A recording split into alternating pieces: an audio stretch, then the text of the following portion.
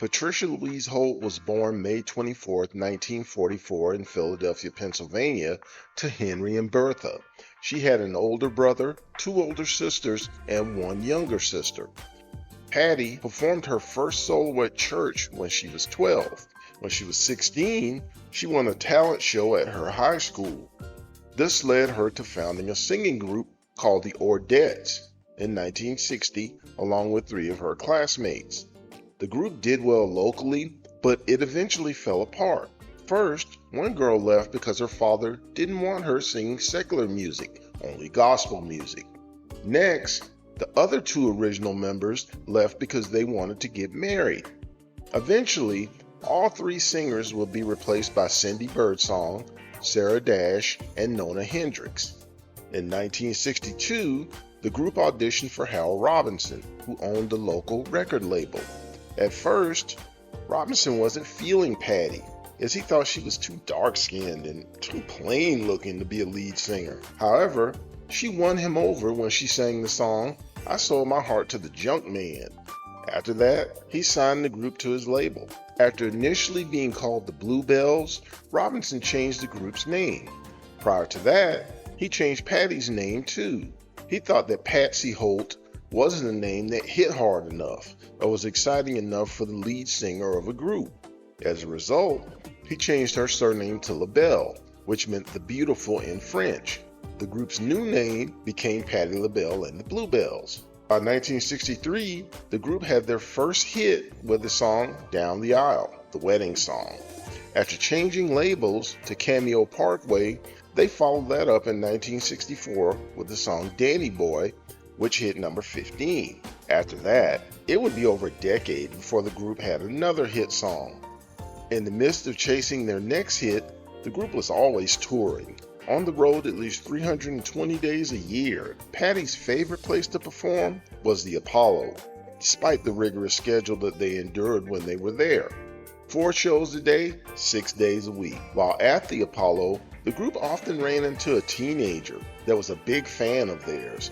He would even skip school so he could come to as many of their shows as possible.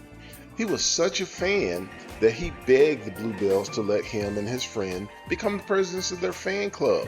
The group didn't have a fan club, so it was an easy sell.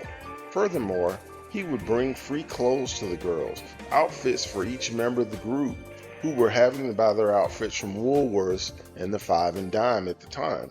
Who can turn down a person that's offering free clothes? Later, Patti would speculate that this teenager was stealing these clothes and giving them to them because the boy didn't have no money.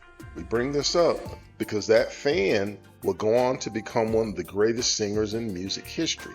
You might have heard of him before. His name is Luther Vandross. Meanwhile, in 1964, Patti was engaged to be married to the leader of the Temptations singing group, Otis Williams. However, she was afraid that he'd want her to move to Detroit after they got married.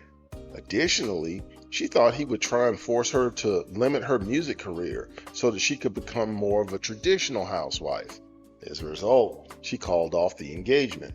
In 1967, the Bluebells were both shocked and devastated when Cindy Birdsong left the group to join the Supremes as a replacement for Florence Ballard. It wasn't the fact that she left for the Supremes, well, it kind of was, but it was more so the fact the way she did it. She didn't show up for a show one night, and then the next thing they know, it was announced that she had joined the Supremes. So after 7 years of struggling together, she just kind of left the girls high and dry. No warning, didn't even say goodbye. About a year or so later, she came back and apologized.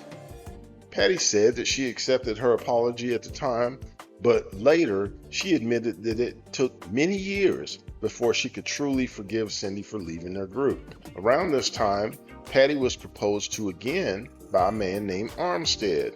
This is the guy that she'd known since junior high school, and she was friends with him. She accepted his proposal, but when he asked her to set a wedding date, she kept putting him off, and kept doing so for about 2 years. She was doing that because her mother had put in her head that she was a lot like her father, and that she wasn't ready to settle down. Using words that were often used about men, Patty's mother told her that she hadn't sold all of her oats yet. Also, as with Otis Williams, she wasn't sure how being married would affect her music career. However, Patti didn't say anything to Armstead about her fears or what her mother said or anything like that. Instead, she just kept putting him off with weak excuses whenever he proposed. The next time he proposed, once again, she put off on setting a date. This time, after being turned down again, Armstead did something that he'd never done before. He told Patti he wasn't going to ask her anymore. Initially, Patti was happy, and she felt that there was no longer any pressure on her to get married. However, she didn't expect that Armstead would start growing away from her, but that's exactly what happened. Patti could feel it, and she started getting scared of losing him for good. After confiding in both Nona and Sarah, they told Patti that if Armstead wouldn't propose to her anymore, she should propose to him. So that's what she did. In a role reversal, Armstead told her he'd have to think about it. Now Patti was the one that was being put on hold. She didn't like it, but it put perspective on what she had been putting him through. But in this case, she didn't have to wait long. A couple of days later, Armstead officially accepted her proposal. 5 days later, on July 23, 1969, they eloped to Maryland and they got married. In the early 1970s, after changing managers and labels, the Bluebells literally changed everything else about themselves too. Talk about an extreme makeover. First, they shortened their name to LaBelle. Next, they changed their image and their musical style. Gone were the matching fits that they used to wear. These were replaced by gear that a rock and roll act would typically wear. Their music also now came from a rock and roll angle too. Sweet songs about love were replaced by aggressive songs about sex and message songs about the state of the world. After again changing labels, the group again changed their clothing styles. This time, how do you even describe these outfits? They started dressing like invaders from outer space with fancy shiny spacesuits, painted hair, helmets, feathers, and seemingly just whatever they would come across on their way to the stage any particular night. We're going to take a time out from our story to ask you to like, subscribe, share, comment, hit that notification bell, and repeat when it comes to our videos. Now back to our story. In 1974, LaBelle would finally achieve the fame they'd been working for since the early 1960s. They released the album Nightbirds on September 13, 1974. They then released the song Lady Marmalade as a single on November 5, 1974. It would become the group's biggest hit as the song went #1 and became an international hit.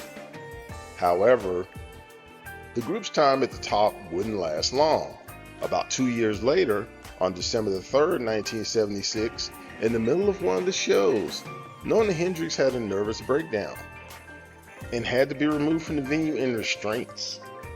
This marked the end of LaBelle, as the women all agreed to go their separate ways. After the group broke up, Patti sank into a depression. As strange as it may seem now, with her outgoing personality and she's all vibrant and full of energy and sassy and everything else you want to say, at that time, she'd never considered a solo career and she was terrified of performing alone on stage. At the same time, she was having marital problems. She was at home all the time now, which made these issues even worse. On the advice of her husband, they began seeing a psychiatrist to help them overcome their issues. Let me fix that. Patti went to one session. Her husband, however, kept going by himself. Through prayer and the support of her husband, though, Patti was able to overcome her fears without therapy. Her debut album as a solo artist, Patti LaBelle, was released on October 13, 1977. The album made it to number 16 on the R&B charts. After releasing several additional albums that didn't do as well as her debut effort, Patti hit the jackpot with her 1983 release, I'm in Love Again. The album featured the song If Only You Knew, which became Patti's first #1 song as a solo artist. Another song, Love, Need, and Want You, went number 6. After the success of this album, Patti featured on Bobby Womack's song Love Has Finally Come at Last, which went to number 3. Her next big hits wouldn't be on her own album, but as a part of the Beverly Hills Cop soundtrack. The song New Attitude went number 3, and Stir It Up hit number 5. Patti was now in the groove as the hits kept coming. Her 1986 album Winter and You went number 1 on both the R&B and pop charts. It featured her duet with Michael McDonald, On My Own, which also went number 1 on both charts. She would close out the 80s with the singles If You Ask Me To and Yo Mister, which both made it into the top 10. Next, Patti had 3 consecutive top 10 albums, Burnin', Gems, and Flame. These albums spawned the hits Feels Like Another One, featuring Big Daddy Kane, Somebody Loves You Baby, you know who it is, When You've Been Blessed, Feels Like Heaven, The Right Kind of Lover, and When You Talk About Love. In the 2000s, Patti continued to release top 25 albums, including Timeless Journey, Classic Moments, and The Gospel According to Patti LaBelle. When she wasn't performing as a recording artist, Patti was taking on acting roles. She appeared on the big screen in the 1984 movie A Soldier's Story, Idlewild, and also cameoed in Semi-Pro as, of all things, Will Ferrell's mother. On TV, she played Dwayne Wayne's mom on the hit TV show A Different World, Cedric the Entertainer's mom on The Neighborhood, and starred on the sitcom Out All Night, a show which also featured Morris Chestnut and Vivica Fox. Additionally, she had recurring roles on the TV show Star and on the reboot of The Wonder Years. Not one to stay idle, Patti was trying to create herself an empire. She released her autobiography Don't Block the Blessing, along with several cookbooks. She parlayed her love of cooking into her own cooking show, Patti LaBelle's Place. On top of all that, Patti created the sweet potato pie. Not really, but it seemed like she did, because when she released her own line of pies, people act like they never had sweet potato pie before. Walmart kept selling out and couldn't keep them things on the shelves. Seemed like you had to know somebody that worked at Walmart and get them to hide you a couple of pies if you wanted to get any. She's expanded the foods that she sells since then through her Good Life company, offering, among other things, various desserts as well as pancakes and mac and cheese. Currently, Patti continues to tour, still in love with performing for her fans. Earlier this month, she kicked off a Four Queens tour in Las Vegas with Gladys Knight, Stephanie Mills, and Shaka Khan. Here's a personal testimony. We went to that concert. We had to. It was a bucket list event for us. How often do you get to see 4 great artists like that at one time? Expecting Patti to close the show, we were surprised when she instead came out third, following Gladys and Stephanie. And Patti was great. She still sounds as good as ever. She kicked off her shoes, she changed costumes, and changed wigs too.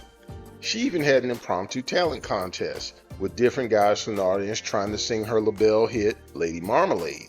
We had a great time. Patti has turned herself into a one-woman empire. She's been successful in a group, as a solo act, appeared in various movies, starred in her own sitcom and cooking show, and also became a best-selling author. She's a testimony to what you can accomplish when you put your fears aside and go for your dreams. Happy birthday, Patti. Since it's her birthday, we won't talk about her feud with Diana Ross. We also won't talk about her stealing clothes back in the day with the Bluebells. Maybe we'll get into those things some other time. What's your favorite Patti LaBelle song or favorite Patti LaBelle moment? Did you ever get to try her pies? Let us know in the comments. Thank you all for checking out our video. We appreciate you spending time with us. We have other videos that need love too. Take some time to check those out as well. Thanks again and see you soon.